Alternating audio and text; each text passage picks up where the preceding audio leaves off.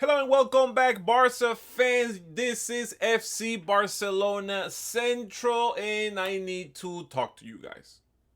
The 4-1 defeat to Sevilla wasn't just a loss, it was literally a slaughter.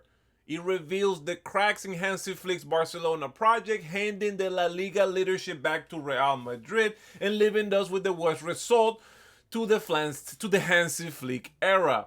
This wasn't just a bad night, it was an exaggerated display of all the negative habits the team have shown this season. In this video, I'm breaking down 5 critical failures that led to this collapse, what Hansi Flick is saying about the road ahead, and why the international break is the team's last great hope. The first thing that I want to talk to about, and the most glaring failure, is the intensity. This is a non-negotiable foundation on Hansi Flick's philosophy. The suffocating pressing defense is what was an emblem on his game. But in Sevilla, especially in the first half, it was non-existent. The team was a step behind, losing almost every individual duel, and as a leader, Pedri was brutally honest post-match, pointing directly to himself. Sevilla, who I expected them to sit back the whole game, were instead flying forward because they weren't met with that usually high-pressure game. When you lose that intensity, Flick's entire tactical structure crumbles. We only saw glimpses of this on the second half, and by then it was a little bit too late. The incredible effort against PSG caught up to us, and that brings me to the second issue. It was the physical tiredness and the death crisis. I'm going to talk about a little bit about later, but the players like Frankie de Jong and Dani Olmo look visibly drained. Frankie de Jong wasn't the explosive player that we know, and the magical Pedri was limited. Even when you tire, you can put rabbits out of the hat with heavy legs. Flick wasn't able to rotate, doing a long list of injured players. In the hyper elite world of the UEFA Champions League and La Liga, you need a deep squad to give player rest. Right now, Barca does not have that luxury, and the starting 11 is being run into the ground.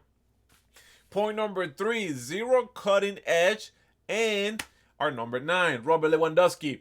For the team that usually converts, poor finishes, missing chances could definitely change the dynamic of this game. And the most painful moment here was Robert Lewandowski's missed penalty. That should have made the game 2-2 and give us the momentum, but instead, it became a symbol of the current crisis and lack of confidence.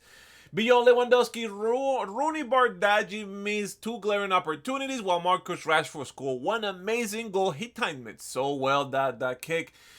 And him and also the depleted Ferran Torres tried to generate something, but the lack of clinical edge was our downfall. And Hansi Flick knows this. I mean, everybody knows this. Football is about goals. Soccer is about goals. And we just simply did not score our goals. The number 4 issue here is the defensive leadership void. There is no big presence. Again, Ronald Araujo was a little bit caught in the eye of the storm. Our defense is bleeding left and right. This fragile that's been brewing for a while, but the 4-1 scoreline highlights the critical vacuum left by Íñigo Martínez. He was a defensive cheese organizing the high line and perfectly complemented Pau Cubarsí. Flick has shifted Cubarsy's position a little bit, and he seems to be struggling there. Even a warrior like Ronald Araujo, where sometimes he goes up and down, and he's just inconsistent. He has, I guess you want to call it tough luck. And the only thing to consider here is inconsistent. It's Eric Garcia. He was one of the few players that escape criticism. In my notes even suggest that Eric Garcia and Cubarsí pairing is one of the most reliables right now that we have in our options. And we need a consistent defensive force. And right now, I think we're very far away from this. And topic number 5, I talked about it a little bit before, is the crippling injury list. Finally, the bench was empty. That's with Flick has simply very few alternatives here. How do you change the game when you have players missing like Gavi, Rafinha, Fermín López, and even especially Lamine Yamal? Like that's 5 potential starters on pretty much any top European team. Flick halftime changes for this game, bringing on Eddie Garcia and Valde help, but the lack of true firepower was devastating. The substitution of Christensen for Frankie de Jong showed how desperate Flick was. He had no attacking ammunition left to put into the game, so he just put another defensive player when we were losing like already 3-1. What a mess. What a mess. But Hansi Flick did not duck any question on the press conference. He was obviously upset, but the defiant, his key message was guys, get your head up and let's go. He accepted a defeat, but refused to call out the most, painful part, which is reserving the dubious of the Milan Champions League semi-final loss, which is a situation with Ronald Araujo. He was self-critical, admitting that it was in the first half was very bad and that the team lack of solutions. But he insisted that the issues isn't a system or a structure, but the execution in the big games, and also some big mistakes. Crucially, Flick, since this upcoming break has a silver lining, he offers 2 weeks of reset to analyze the catastrophic errors from Sevilla and PSG, and most importantly for the recuperation of our injured players. He told that they must fight for every title for La Liga. Luckily, we're still alive in all of them for now, because if we played like this in any decisive matchup, forget about it. We're still alive in La Liga, the Copa del Rey, and the Champions League. And when they returned, he saw an angry dressing room that was fired up, and he wanted. He think that was a good sign. The message is clear here. The Sevilla defeat has definitely exposed Barcelona's core weakness: a lack of defensive leadership, physical fatigue, and the missing cutting edge and precision. Just kind of like, freaking scored the goal. It's right there. But the crisis also provides a perfect opportunity to hit a reset button in this international break. The question is, will Hansi Flick use these 2 weeks to simply recover the players? I don't think it's 2 weeks. I think it's 1 week. Let me double check. It's actually 2 weeks. Yes. The question is this: will Hansi Flick use these 2 weeks to simply recover the players? And will they finally get the necessary, tweakness that we need to do? Let me know what you think in the comments below. Which of the 5 failures you think was the most critical, and do you believe on Hansi Flick's promise that they will fight for every title? Make sure you drop a like, subscribe to the channel, and for more analysis, hit me up on Instagram, on Twitter, on TikTok, on the Orrutio.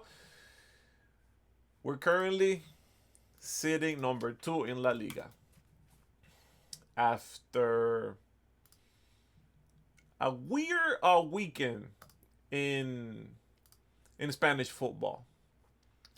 We're sitting number 2 in La Liga with 19 points. Real Madrid has 21 points. We lost a match, tied a match, won 6. Real Madrid won 7, draw 0, and lost 1 game. We had the upper hand at the beginning of the week when Real Madrid lost last week, but nothing is a given here in football. Nothing is for certain. Top 4, Real Madrid, Barcelona, Villarreal, and Real Betis. For most of our players, they're going to have international duties, and the ones that I'm looking out for the most is the Spanish players. They play in Bulgaria next week, and they play in Georgia. But that's later on. They only play 1 game, at least for the Spanish national team. They play next week. At least they can get to reset. We still won't have Lamine Yamal. He might even miss the Clásico. We have 2 games before the Clásico. 1 La Liga game against Girona and 1 Champions League against Olympiacos. And right after that, on October 26th, we have the first Clásico of the season. Guys, like I say, make sure you subscribe to the channel. I'm almost hitting 200 subscribers. You guys been rocking with me from the beginning. That's all I have for now. Visca Barça. Until next time.